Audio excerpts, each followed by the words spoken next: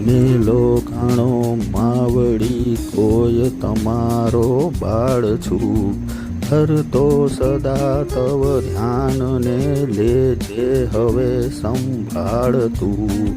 કુળદેવી તુને અવિકે ચડતી સદા વર્તાવજે, સુણી અમારા સાગને મેલડી શરણે રાખજે, મેલડી શરણે રાખજે, મેલડી શરણે સદા રાખજે.